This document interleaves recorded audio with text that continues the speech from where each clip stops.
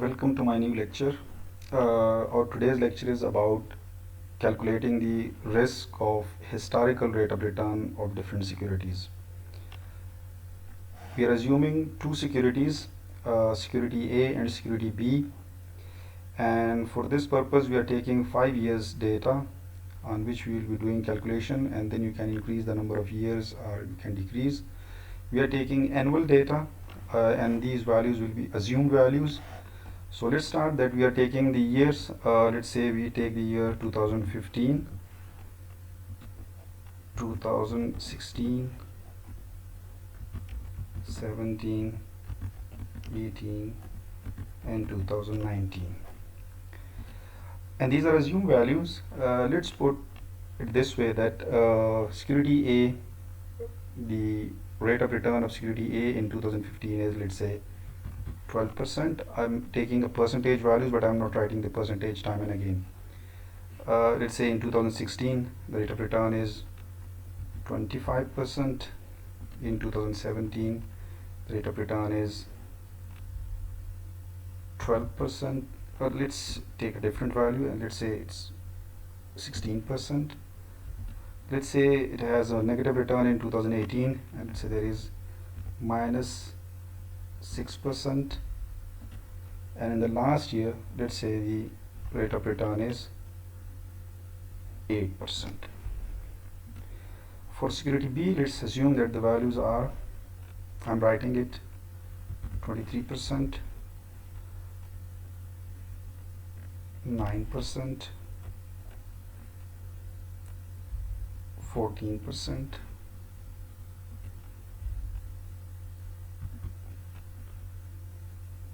let's say 18%, and minus 8%. First thing that we need to do is to calculate the average rate of return of the two securities. Simple arithmetic mean that we need to calculate, and by doing so what we can do is we can add all the 5 values and divide it by 5. In Excel it's easy, and I can take it as, first I can calculate the sum. So this is the sum of all the values, 12% plus 25 plus 16 minus 6 plus 8, so the sum is 55% total for 5 years. So the average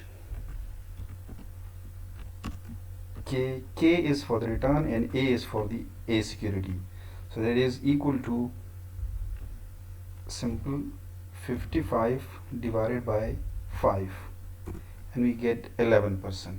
So the average rate of return of security A is 11%. For security B, we can calculate the average by calculating it came out as 56. Let me just take some different values in it. I'll take a bit different values, and I say that I'll take it as I'm changing it, and with the new values that I'll be doing the calculation. Let's take it as 28%. Let's take it as 22%, and let me just take it as, let's say it is 16%. Let's take it as 12%. So it makes it as 70, and then we can take the average, and the average is equal to 70 divided by 5, and the answer is 14. Remember, the values are in percentage. So simply, which security is better based on the average rate of return in the last 5 years? So security B is better than security A because it has a average rate of return of 14% in the last 5 years, while security A has average rate of return of 11%. So as an investor, we prefer higher return, so 14% is better than 11%. So based on return alone, security B is better than security A. But that's not the only criterion on which we are making the decision. Obviously, as an investor, we also take into consideration the risk. Now, risk by definition is the chances of unfavorable outcome. But how we can calculate it? We can calculate it from the variation from the mean value. Now the mean value for A security is 11, 11%. For B security it is 14%. So we need to calculate how much the return of A security deviates from its mean value, that is 11%, and how much the return of B security deviates from its mean value of 14%. So the calculation is through standard deviation that we normally understand in the statistics. How we can do that? So let's do it for the first security A first. Now the process is that KA minus KA, and I'll put the word average, the average. So we have to subtract the average from all the KA values. Now how we can do it? It is 12 minus 11. So I'm putting the word equal to so that it should be calculated. So it's 1. Second will be 25 minus 11. Sorry, it's number we have to change.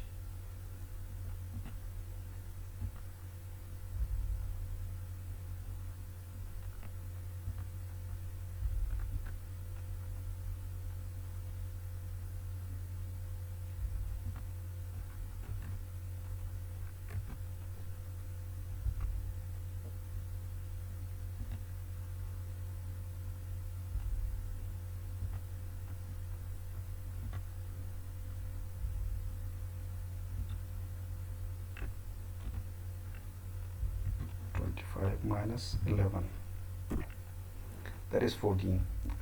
Let's remove the decimals.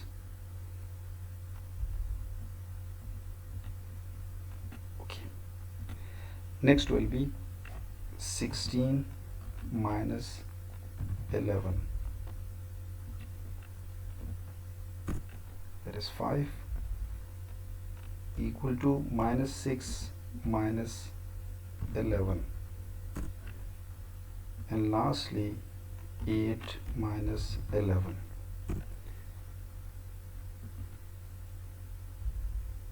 So equal to 8 minus 11 minus 3. Now, but the problem is that whenever you take an average value and you subtract the mean value from all the values up from which the mean is calculated, so you will get the sum equal to 0. Let's just put it this way, and it will be 0. Now we need to calculate the deviation on both sides. So what we need to do is we need to take a square of these values. So it means that I am taking KA minus KA average, and I'm taking a square of it. So once you will take the square root, square of it, all the negative values become positive. It means, so if I want to do it, it will be simple 1 and multiply by 1 again. So it will be the same thing. If I do it like this, I draw it like this, so it will be done so easily. Again, I can remove the percentage values for the time being, decimal values, sorry. Now these are the square values. So the next thing that I need to do is to sum all these values. That is the overall sum of these values. That is the square deviation from the mean value. So the next thing that we need to do is we need to calculate the, divided by 5, because it's for 5 years data. So in the next step that I can do is, and that's what we call as variance.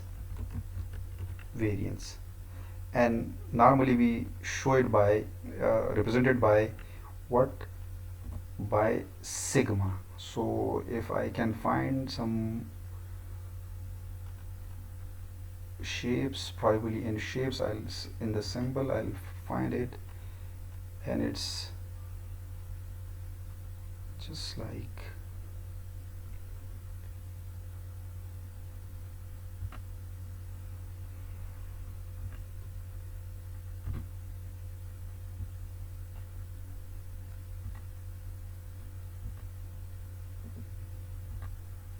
sigma square. That is variance. So that is equal to the total sum divided by 5. We get this value. So that is the variance of the return. But what we are interested in, we are interested in standard deviation.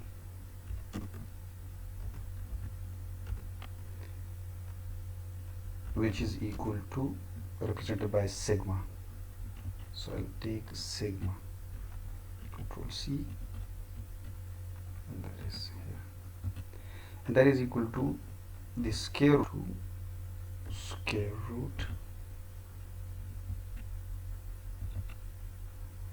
of this value, and that is 10.2%. And whenever we take a square root of it, we call it as plus minus 10.2. What does it mean? That the average rate of return of a security is 11%. However, the actual values vary 10.2% from its mean value. That is, from the 11%, it varies on both sides, on the upper side and on the lower side, on average by 10.2%. This is what we call as the risk of this security. That is standard deviation. Standard deviation is represented as a risk factor. Now let's do it quickly for B security, and for B security we can do it in the same way. That is KB minus KB average. In the same way we can do it. That is 28 equal to 28 minus its average value of 14. Second, 12 minus 14. Next is equal to 16 minus 14. Next is 22 minus 14, and last is minus 8 minus 14. These are the values that you will get. Now we need to scale these values. As I told you that if you sum all these values, you will get a 0, because half of the values will be above the average, half of the values will be below the average, so the sum will be equal to 0. So what we need to do is we need to take a square of these values, that is KB minus KB average, and we have to take a square of it.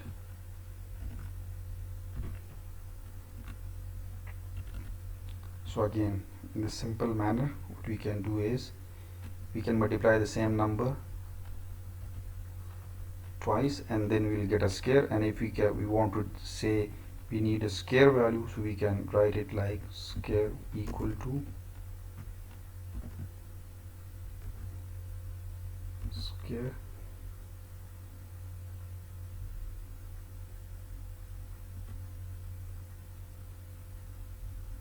no let me do it the simple way. That is, we need to multiply its 14 with 14 again. So we'll do it like this. That is the simple way of doing it. We can draw it like this. For the others, it will calculate it quickly. Minus 2 square is 4. Again, for 2 the square is 4. For 8 the square is 64, and for 22 minus 22. So once you'll take a square value of it, it will become positive, and that is 484. We need to take sum of these values, and that is the sum. And now we need to take the average of it, similarly that we have done it for the A security. So you'll get a variance. That will be variance of P, that is again the sigma square, but this will be for B. It will be equal to 752 divided by 5. We will get the variance of second security. And now we have to calculate the standard deviation. So for standard deviation, we'll again take a square root of it. Standard deviation, and that is represented by sigma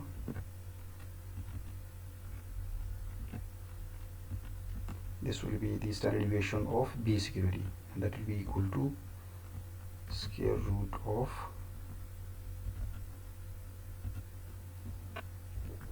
this value, and that is plus minus 12.26%.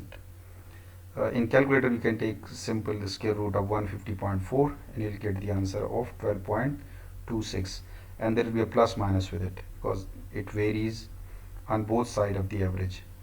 So now some values are above, some values are below.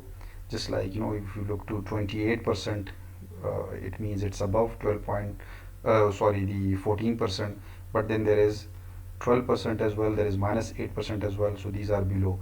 So it means the average rate of return of B security is 14%. However, the values on average varies 12.26% either side on the from the mean value. That is what you call as the standard deviation. Now, based on the standard deviation alone, which is risk, security A has a standard deviation of 10.2, while security B has a standard deviation of 12.26. As an investor, we prefer lower risk to high risk.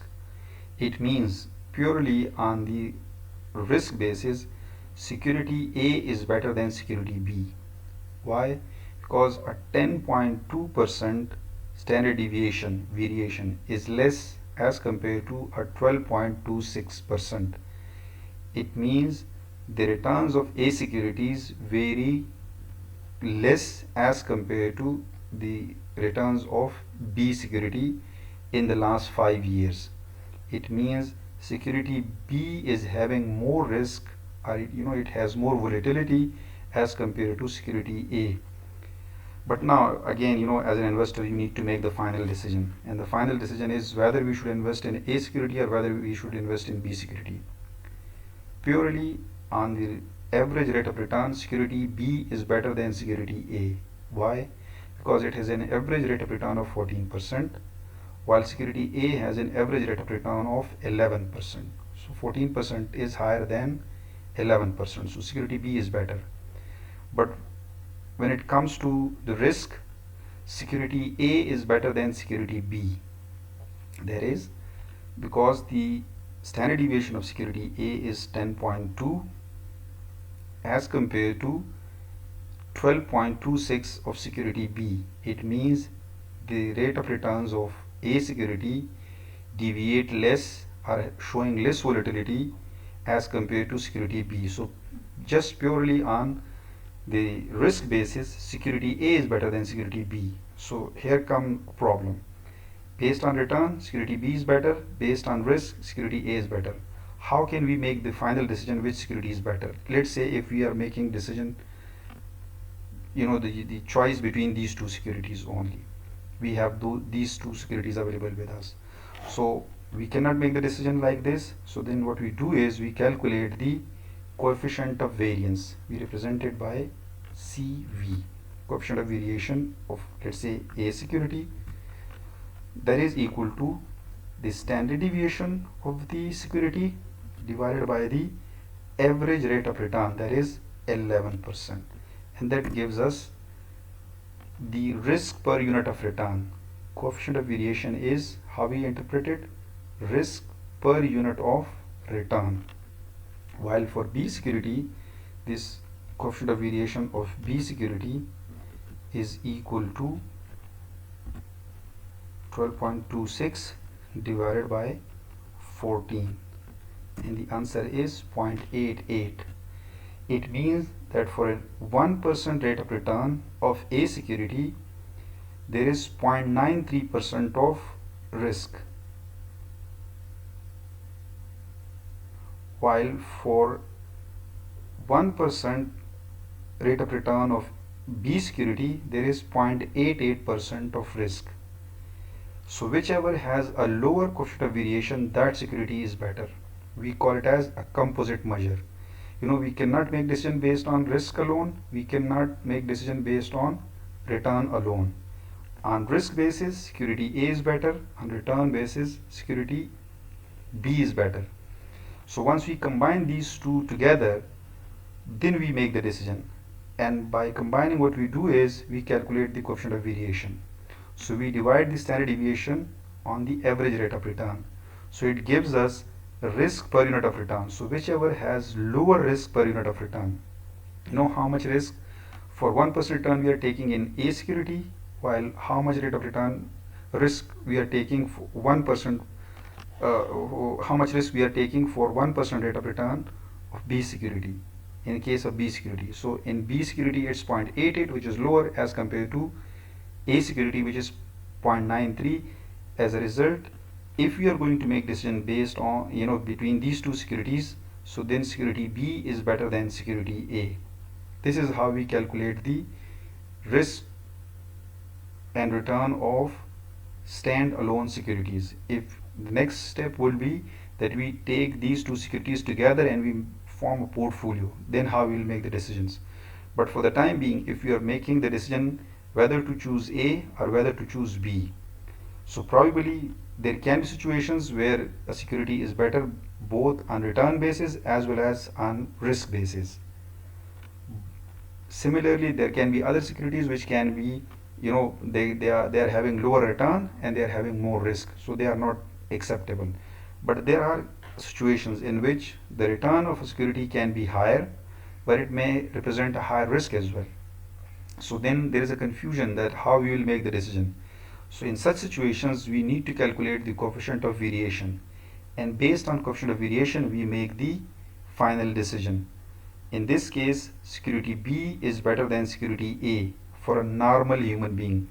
Remember, if you are a risk taker or if you completely risk averse individual, your decision can be different. But this is something that we say for a normal human being, security B will be better than security A because its risk per unit of return is lower as compared to security A. Security B has lower risk per unit of return as compared to security A. That's all for today's lecture.